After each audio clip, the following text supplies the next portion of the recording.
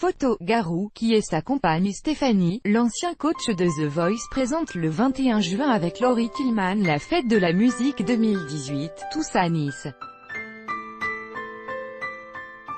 Découvrez celle qui l'a initiée au bonheur de vivre à deux, sa blonde est une brune.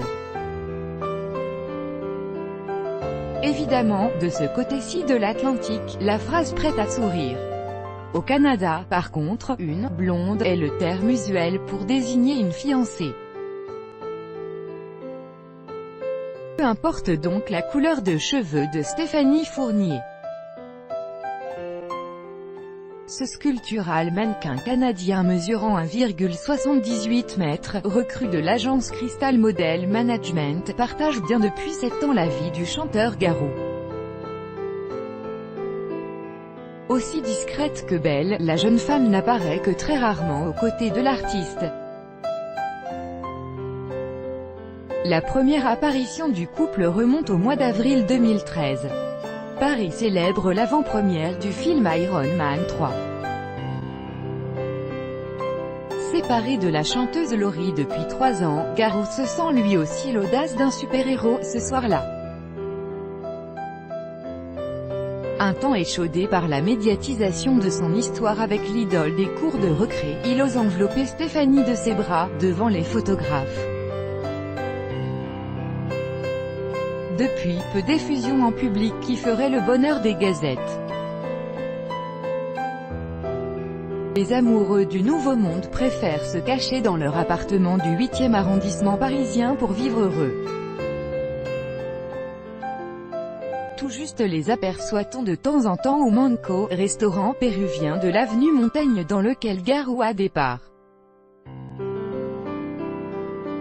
Depuis sa rencontre avec Stéphanie, alors qu'il abordait un rien désabusé la quarantaine, l'interprète de Seul a changé, et lui-même jure que sa nouvelle vie, moins nocturne, moins enfumée, moins alcoolisée, le comble. J'ai longtemps été un grand clubbeur, mais aujourd'hui quand je vais en boîte, je ne m'y sens plus très bien. Mon âge me pousse à moins faire la fête. Je n'ai plus ce côté « chasseur », déclarait-il à Paris Match, dès mars 2013, malgré sa carrure de rocker, son sourire charmeur, ses yeux bleus comme les eaux du fleuve Saint-Laurent, le chanteur traînait quelques complexes. On l'imaginait joueur de hockey, faisant chavirer les filles dans les tribunes. Il y a 3 ans, dans les pages de Télé 7 jours, il confie avoir été un ado complexé. Avant de poursuivre, je faisais un blocage avec les filles, je n'avais pas confiance en moi. Physiquement, d'abord, parce que je n'accordais pas d'importance à mon corps. Et mentalement, je me sentais bête d'aller voir une fille alors que c'était écrit sur mon front qu'elle me plaisait. J'ai pas mal progressé au fil des années. Grâce à la musique autour d'un feu de camp, l'air mystérieux, ça le fait, mais le succès est parfois un filtre au goût amer.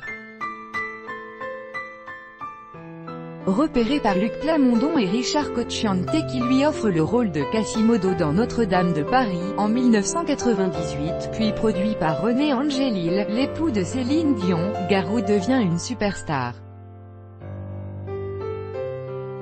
Qui tombe amoureux d'Ulrika, mannequin suédois. Devient papa d'une petite Émilie en 2001. Mais ne résiste pas aux sirènes de la nuit. Stéphanie Fournier, top bookée pour des sujets beauté, santé, fitness, est arrivée comme le jour dans sa vie.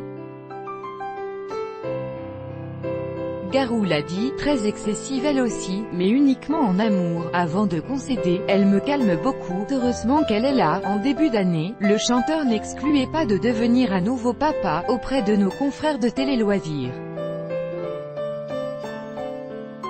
Qui sait, peut-être, lâchait-il, celui qui n'a jamais été seul, au moins une fois dans sa vie, peut-il seulement aimer, peut-il aimer jamais, chantait Garou, il y a quelques années. Aujourd'hui, il a la réponse.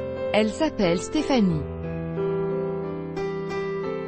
Garou-Garou, une émission à retrouver le 4 janvier sur France 2. Crédit Photo Zabaka. Crédit Photo Abaka. Chaque jour soyez le premier à recevoir l'actualité gala dans votre boîte mail. Recevoir, veuillez saisir un email valide.